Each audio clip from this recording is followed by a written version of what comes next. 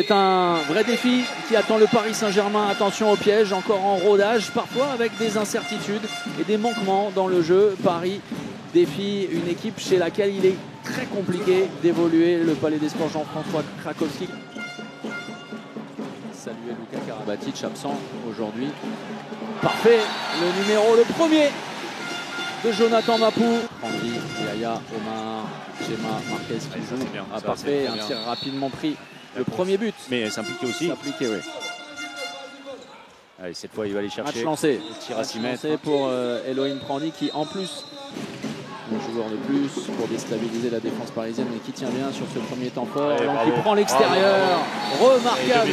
2 minutes pour Elohim. Remarquable. Vraiment en retard, Elohim Prandi. La supériorité numérique à disputer, la passe appuyée. Sipchak en défense, Mais c'est pour ça qu'ils insistent. Et le ballon est perdu. Récupéré ensuite. Il a tout le temps. Drevi Pachal, parfait.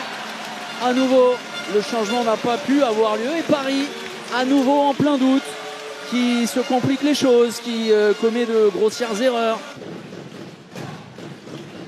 Sipchak très c'est éloigné. C'est fort, c'est élégant, c'est précis. Noah Godin, parfait pour le moment. Et ce tir si particulier. Gemma. Augustine face à Prandi. Intervalle vraiment parfait. Que ce soit un gaucher ou un droitier. Tout proche de la perte de balle. Bataille, là, prise de balle. Et l'arrêt, voilà, celui-là est important. Le retour, Ferran Solé face à Jonathan Mapou. Bien sûr. Et pour la première fois, Paris réalise que Saint-Raphaël était parvenu à faire d'éteindre Kamil Sipchak. Paris pour reprendre l'avantage et virer en tête au vestiaire. 14-13 en faveur du Paris Saint-Germain. Première période évidemment serrée. Il y a eu l'occasion pour l'une et l'autre équipe de faire une plus grosse différence. Les Parisiens auraient dû mieux terminer cette première période. Oh, impact bas tout proche, Alexandre Demaille. Oui, on l'avait laissé, peut-être l'occasion là pour Yaya Omar. Oui, voilà, tir très rapide, c'est Luc Sainz qui fait le boulot. Ça peut s'emballer si les Raphaëlois profitent du mauvais changement. Bonne défense de Yaya Omar. Le ballon a été très bien défendu par Yaya Omar et semble-t-il sur le genou. L'entame de la seconde période, le décalage de Drevi Pachal avec ce point long trouvé. Ça n'est pas suffisant, en tout cas, il n'en met pas assez. Et ça ne sort pas de la même manière. Voilà, grosse faute aussi. Très bel engagement de Luc Steins, sans ballon, l'égalisation. Les sorties de temps mort, c'est très important. Ballon gratté avec Steins qui récupère le ballon main gauche. Changement de main. Et derrière, le plus gros avantage. On sent un bloc parisien, ce qui n'était pas franchement le cas autour de la 36e minute. Le changement et le passage en 1-5 aussi, François Xavier. Voilà, un but. Enfin doivent se dire Neves et consorts.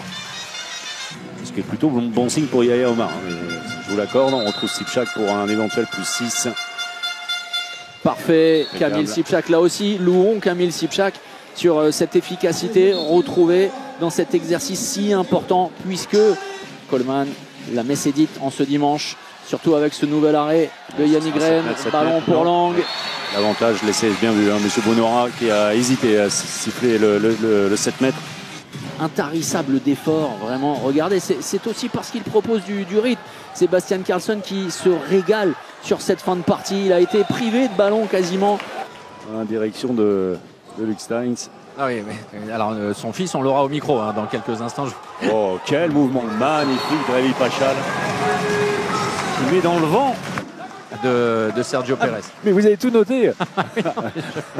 Eldal pour son premier but. Son premier but en championnat, la nouvelle recrue. Bienvenue en France dans le championnat. La victoire du Paris Saint-Germain finalement très nette et sans bavure. Plus 8 en faveur du Paris Saint-Germain. Paris rejoint le duo de tête avant la fin de cette deuxième journée. Quoi qu'il arrive, il n'y aura que 3 équipes avec 4 points ayant fait le plein. Montpellier, Nîmes et donc le Paris Saint-Germain, le champion de France au rendez-vous.